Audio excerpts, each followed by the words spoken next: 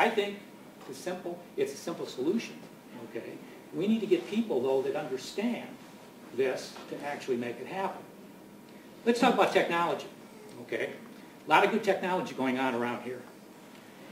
Up at the college, they have a fab lab, okay?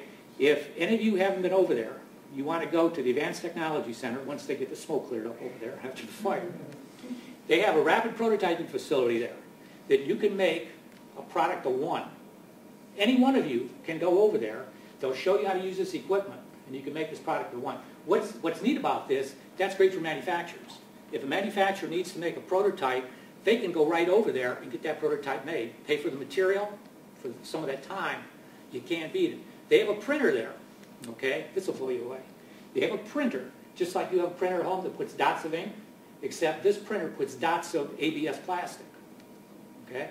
It'll actually make a part. It's a printer. You design the part on a computer, or what we do, we just give them a file. They call it up, hit print, the machine prints the part. I'm talking about three-dimensional. Neat stuff, okay? Manufacturers can use that if they know that it's available. Let's talk about microsensors, okay? I'm going to pass this around. I told you I'd share some of this with you. This is a microsensor. It's a piece of ceramic that actually has 4 sensors on one side, and it has a small heater on the other side. That's used around dumps, okay? They have to monitor groundwater. That's put down in a well, okay? There's tiny wires connected to it.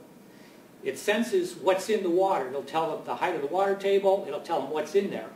Information comes up to the surface. It then goes out wirelessly to a website, okay, that assembles all the data, okay?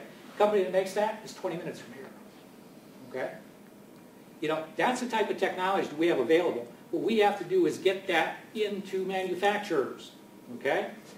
That same fellow that made that has made another little device that's implanted in a person's eyeball, okay? It basically monitors intraocular pressure for glaucoma patients. When you go in to see your eye doctor, they'll wave a wand in front of your face, and it measures that pressure without actually touching the patient. That's a technology that's available, folks, okay? So, you know, there's a lot of this neat stuff that we can get to work in other companies. Engineered polymers. There's a company from here maybe 15 minutes away. They have plastics, okay? And it's not poly 1, but they have plastics that exhibit all of the specifics of metal. For instance, lead is used as shields in MRIs, CAT scan machines. They have a plastic, okay, that has the same properties. It weighs like lead, feels like lead, looks like lead, but you know what? It's plastic. They're making a part for Vitamix. Vitamix had a copper part. They have replaced that copper part with a plastic part that exhibits all the tendencies of copper, okay? That's a technology that's available very close to where we're sitting today, okay? So there's a lot more that can be done, okay? There's a lot of doom and gloom, okay? There's also a lot of bright spots, okay? I've tried to share some of these bright spots with you. And, you know, I have a saying, if you go to a party and you don't have fun, you have one person to blame, and that's you, okay? We have to make it. We can't be talking about the doom and gloom. We have to help some of this stuff happen, okay? Let's talk about some suggestions on how we can accelerate business and job growth, okay? One, let's focus on the small and medium manufacturers, okay? Let's possibly, ideas, formulate a series of seminars that are going to address some of these common issues that manufacturers are facing, such as help them identify government contracts that are available. Show them how they can go after these government contracts. Show manufacturers how they can participate in this global economy. You know, let's not look at us as being here, Lorain County, as Ohio, as the United States. Let's go after the world. There's the company here in North Ridgeville, okay, JVC Technologies. They're making parts here that are shipped to China. How's that grab you? They can do it better here, cheaper here, and it's better quality. And he's shipping it to China, okay? It can be done. Let's help manufacturers understand what technologies and expertise are available. Let's help them connect the dots. You know, you were asking earlier, what can be done? You know, what can the group here do? Okay? Let's come up with a way, okay, that's not done right now to help what we have right now. Let's introduce manufacturers to the capabilities and resources that are available here at the college, at other areas, okay? There's still time to basically stop what's happening. But we have to act now while we still have a foundation, okay, that we can build on. The challenge is ours.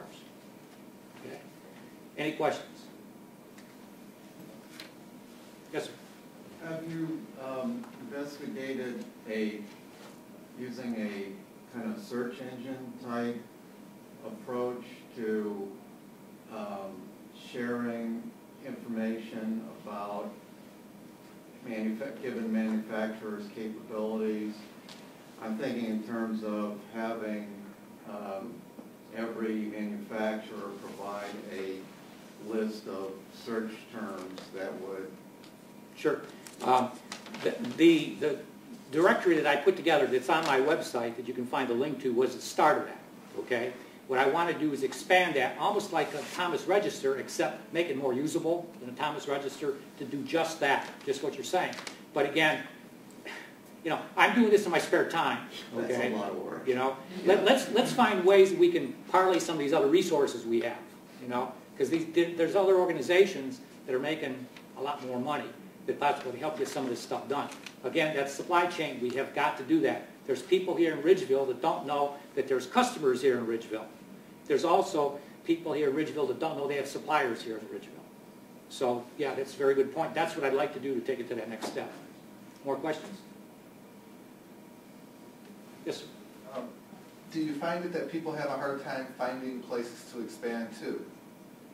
Is that a complaint? No. No. It's not a complaint. We've got the property. We've got the space. So far, that hasn't been brought to my attention as a problem. You know, I've tried to work with people such as Bob Graham and others when I get these leads and kind of pass them along. But no, that's not a problem.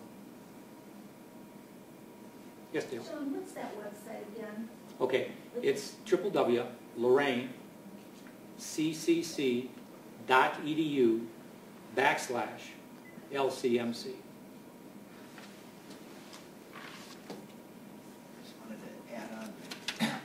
Because you asked if it's an existing company that's looking to expand, they're here, you know, they can talk to somebody that can build to spec. Where I think what you may be getting at is from the attraction standpoint when they've got a real quick turnaround, and this was, as I'm mulling over your question and how to better answer it, when somebody says, I need to be up and running in, I don't know, let's give it a short time